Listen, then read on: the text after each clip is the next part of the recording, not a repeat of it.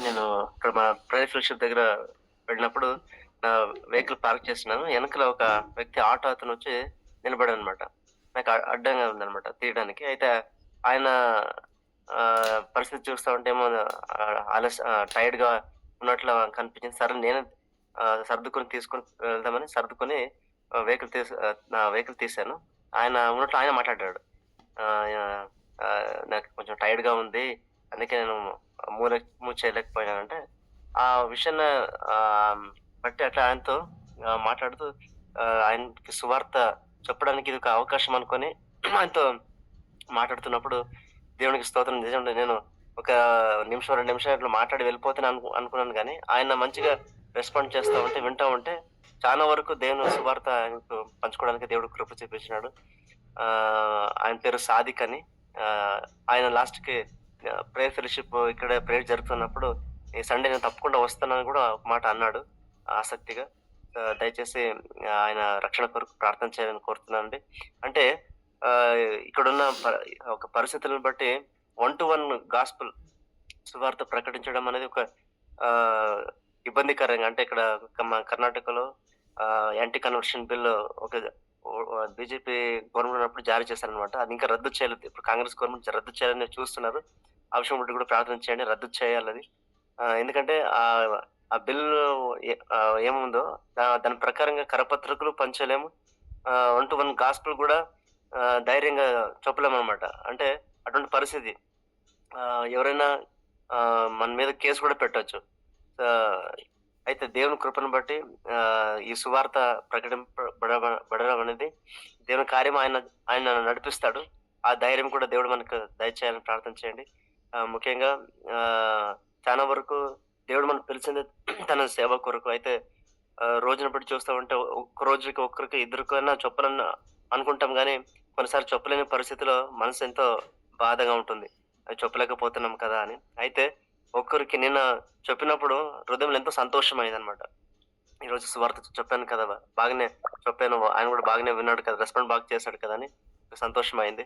So, అందుని బట్టి నేను దేవునికి స్తోత్రం చెల్లిస్తున్నాను. ఆ సాదిక్ బ్రదర్ ఒక రక్షణ కొరకు ప్రార్థన చేయమని మనవి చేస్తున్నానండి. సో, దేవుడు చేసిన కార్యం బట్టి దేవునికి స్తోత్రం. ఈ విధంగా ప్రతిరోజు కూడా దేవుని సువార్త ప్రకటించాలని, సో, దేవుడు బలపరచాలని ప్రార్థన చేయమని కోరుతున్నాను. దేవునికి స్తోత్రం. Yes brother, praise the Lord. దేవునికే మహిమ కలుగును గాక. నిజంగా దేవుని కాపుదల ఇంకొకరు చెప్పినప్పుడు మనకు కూడా గుర్తొస్తూ ఉంటుంది కదా. ఈ సాక్ష్యం నేను చెప్పలేదే, అసలు నాకు కూడా ఇలా జరిగింది కదా. ప్రభు చేసిన మేలు ప్రతి ఒక్కటి చెప్పాలండి. అందుకే అన్ని విషయాల్లో కృతజ్ఞత కలిగి ఉండాలి మనం. నిజంగా మన గొప్పతనాన్ని బట్టి మనం ఏం జీవించడం లేదు, కానీ కేవలం దేవుడు మనల్ని క్షమించి అంగీకరించి మనకు ఆయుష్ పొడిగిస్తూ ఉన్నాడు అంటే అది ఆయన కృపే. మనం ఏమంటామంటే మా ప్రార్థనలు వింటలేడు, మా మా యొక్క మొర ఆలకిస్తలేడు అని కొన్ని కఠినమైనటువంటి ప్రార్థనాంశాలని, కఠినమైనవి కాదు కానీ స్వయం కృతాపరాధం వల్ల చేసుకున్న తప్పిదాలను మరి దేవుడు చేయాలని, మనం చేసే సొంత తప్పులను కూడా అది ప్రార్థన భారంగా చేసేసి దేవుడు నా మొర ఆలకిస్తలేడని అనుకుంటూ ఉంటాం. ఇది నిజంగా మనం పొరబడుతున్న పరిస్థితులు.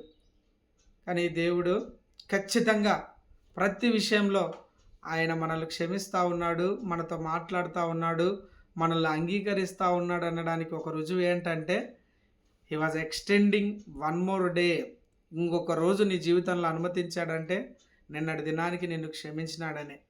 నువ్వు హ్యాపీగా ఆయన దగ్గరికి వచ్చి సంతోషంతో ఆయన ఆరాధించి ఆయన సన్నిధిలో గడపాల్సినటువంటి, కృతజ్ఞతలు చెప్పాల్సినటువంటి వాళ్ళమై ఉంటున్నాం. నిజంగా అన్న చెప్పిన సాక్ష్యాన్ని బట్టి దేవునికి మహిమ కలుగును గాక. మరి ఈ వారంలో మరి పాట పాడలేదు అన్న వాళ్ళు ఎవరైనా ఉంటే can I share? Yeah you can అక్క, నో ప్రాబ్లం. మీరు పాట కూడా పాడగలరంటే సాక్ష్యం తర్వాత పాడండి. పాట కొంచెం కష్టమే brother, my throat is not good, but also God gives an opportunity. అందరికీ ప్రైజ్ ది లార్డ్. సో ఈ ఒక వచనము నా పట్ల దేవుడు ఫుల్ఫిల్ చేశారు. ఆయనను గణపరిచేవారు, అది when we honour God, he honours us. So తెలుగులో ఎట్లా చెప్తారు బ్రదర్? నన్ను గణపరిచేవారిని నేను గణపరిచేదన్న. సో ఈ విషయం, ఈ యొక్క వర్స్ లాస్ట్ వీక్ లో నాకు ఫుల్ఫిల్ అయింది. ఎట్లా అంటే um, ఇక్కడ మేము వాటర్ ప్లాంట్ రన్ చేస్తాం అనమాట. సో ఈ నేను డిసెంబర్ టైంలో I took the opportunity to share the word of God for all the customers. ఆ రోజు క్రిస్మస్ రోజున ఒక ఆపర్చునిటీ తీసుకొని ట్రాక్స్ డిస్ట్రిబ్యూట్ చేసేసి కేక్ డిస్ట్రిబ్యూట్ చేశాను అనమాట.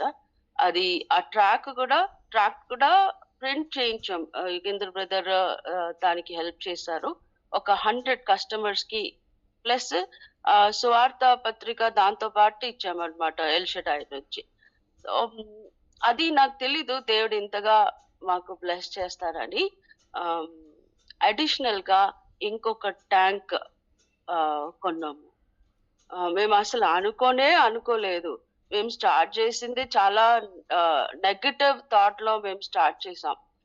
ఇది కొంతమంది అయితే వీళ్ళకి అవసరమా ఈ బిజినెస్ పెట్టడానికి, ఎందుకు పెడుతున్నారు,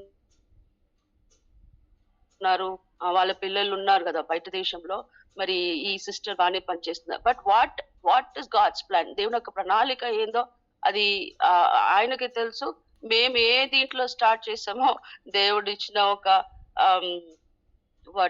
ప్లాన్ ప్రకారము స్టార్ట్ చేసాం అన్నమాట. స్టార్ట్ చేసిన తర్వాత మా ఒక ప్రార్థన ఏముండింది, ప్రతి కస్టమర్ ఈ ప్లేస్ లో వచ్చినప్పుడు వాళ్ళకి ఒక డిఫరెంట్ ఫీలింగ్ ఉండాలి. సమాధానము అంటే ఎందుకు ఈ ప్లేస్ లో వస్తే ఇంత సమాధానంగా ఉంది అంటే ఆ సమాధానం ఎవరు, he is the prince of peace, Lord Jesus Christ. వాళ్ళలో ఆ ఆశ పుట్టాలి, ఈ ప్లేస్ కి వస్తే ఎందుకు మాకు ఇట్లా ఉంది అని.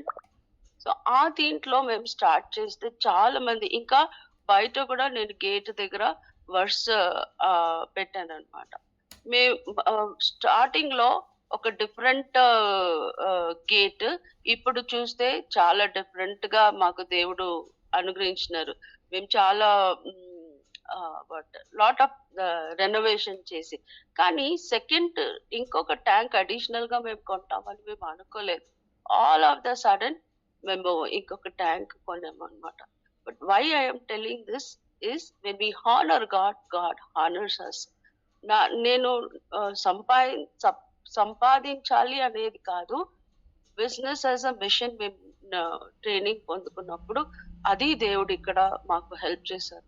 ప్రతి వాళ్ళు కొంతమందికి I mean whatever way God talks to me help చేయడంలో అలా నేను వాళ్ళకి హెల్ప్ చేస్తాను అనమాట.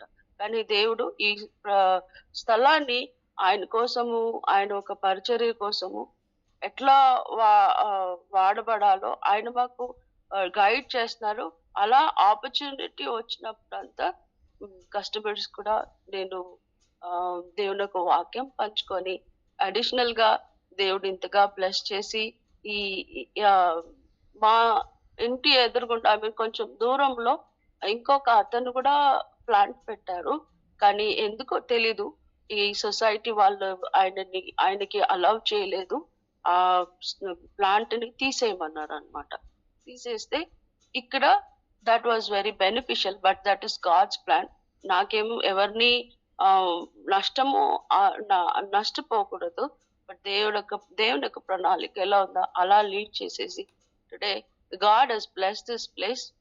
And I continue to pray that this place may be a missionary for many people, and people who come here should have the desire to know Christ. And we as a family should stand faithful and obedient. Enta idi ochina gaani దేవుని యొక్క పని చేయడానికి, ముందుకెళ్ళడానికి మీరందరూ ప్రార్థన చేయండి. Thank you brother, thank you everyone. Praise the Lord. Praise the Lord అక్క, thank you so much. దేవునికి మహిమ కలుగును గాక. మరి ఎవరైనా పాట పాడడానికి సిద్ధంగా ఉన్నారా అండి? ఈ వారంలో అస్సలు పాడలేదనుకున్న వాళ్ళు. గీతా సిస్టర్ అవైలబుల్ ఉన్నారా? బ్రదర్. ఎస్ అమ్మా, పాడండి.